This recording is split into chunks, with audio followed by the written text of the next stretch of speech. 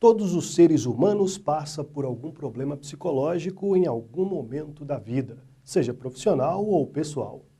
Há quem procure soluções para esse tipo de problemas nas drogas. O programa de hoje vai entrar no mundo dos alcoólatras, das sensações que essas pessoas sentem e, principalmente, nos danos e na recuperação deles.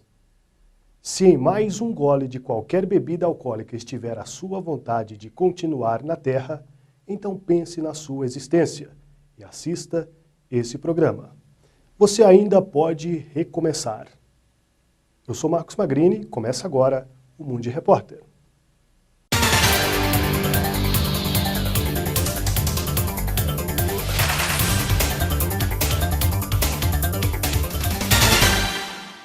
Segundo a Organização Mundial da Saúde, cerca de 10% das mortes são causadas pelo uso de álcool. O alcoolismo pode começar na adolescência e se estender até a vida adulta. Mas essas pessoas podem encontrar soluções como os alcoólicos anônimos. Hoje eu posso dizer que é basicamente a forma mais eficiente que eu tenho na minha vida para viver com algo que se chama qualidade e uma direção para ter um modo saudável de colocar as coisas da maneira que eu deixei há muito tempo atrás, pensando que era a forma adequada, e depois de todo o trajeto que eu percorri, o AA foi a porta de salvação para que eu pudesse ver realmente a vida como ela é. Ou seja, é a minha forma mais saudável de poder compartilhar com as pessoas. Eu comecei com a minha vida bebendo muito, antes de chegar em Alcoólicos Anônimos. Eu cheguei aqui graças a uma outra pessoa que me trouxe, que percebeu que eu tinha problemas com o álcool. Eu já estava separado. E essa pessoa me trouxe aqui. Eu mal conhecia o que era Alcoólicos Anônimos. A minha vida era um verdadeiro inferno, porque eu bebia, brigava com a mulher, brigava com os filhos, brigava no trabalho. Aí, quando eu conheci Alcoólicos Anônimos, eu encontrei um monte de pessoas com a mesma doença que eu tinha, do alcoolismo. E gradativamente, ao chegar aqui, eu percebi a minha dificuldade e os problemas que eu tinha com o álcool. Então, começaram a escutar os depoimentos e eu comecei a prestar atenção dentro de Alcoólicos Anônimos o que era alcoolismo. Eu comecei o álcool muito cedo. Eu tinha apenas 13 anos e no meu caso, eu sou um alcoólatra cruzado. Eu também fiz uso de outras drogas. E até então eu não percebia que eu era um alcoólatra. Eu não escutava ninguém. Eu não queria saber de nada. Ou seja, eu era um adolescente daqueles que eu sei tudo. Ninguém precisa me falar nada e não quero ouvir nada de ninguém. E aos 17 para os 18 anos, ao perder o meu grande sonho na vida, que foi uma carreira de jogador de futebol, que era coisa que eu sonhava desde criança, eu parei com o álcool e com as drogas.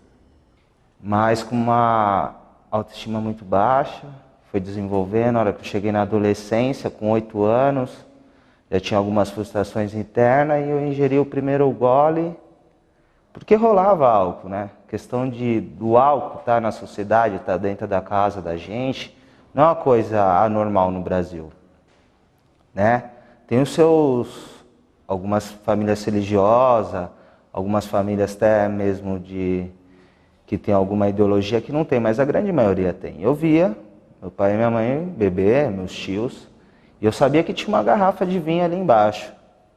E eu via o meu pai beber ela para dormir, e eu fui lá beber que eu não conseguia dormir. Depois disso se passaram mais alguns anos, coloquei um açúcar na hora, tal, bebi, né? E depois de alguns anos eu fui, consumi de novo, aos 14, só que eu tenho uma predisposição um pouco diferente. Eu passava muito mal com o consumo só de álcool, e eu sou um alcoólatra cruzado em recuperação, né? Eu também consumi drogas, né? Cada gole tomado é a perda de uma etapa, de uma fase que, infelizmente, não se repete. Segundo a OMS, a maioria das mortes por álcool afetam muito mais o sexo masculino do que o feminino. Por ano, são consumidos no Brasil 6,2 litros de álcool e os efeitos dessa bebida trazem ao ser humano consequências eternas que ultrapassam os limites físicos e psicológicos desse consumidor.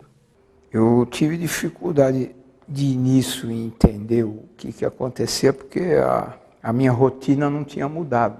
Aparentemente tudo continuava da mesma forma.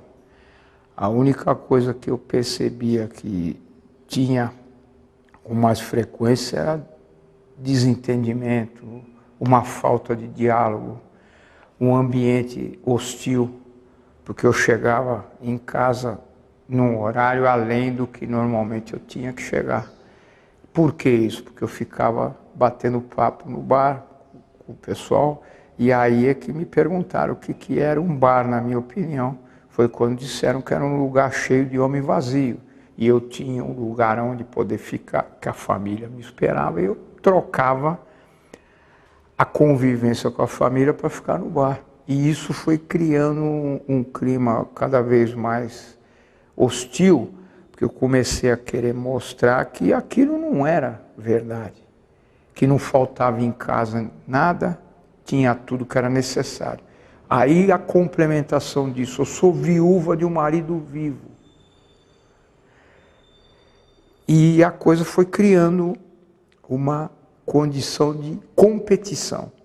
Eu comecei a querer mostrar que ninguém mandava na minha vida, que não tinha motivo para isso, que eu tinha direito de, além de trabalhar, de poder no fim do dia bater um papo com as pessoas que eu conhecia, que eu tinha amizade. Eu gostava de tocar um violão, então eu ficava naquele negócio de tocar um violãozinho, uma cervejinha, tudo no inho, um pouquinho, devagarzinho, e o processo foi criando cada vez mais uma reação desfavorável.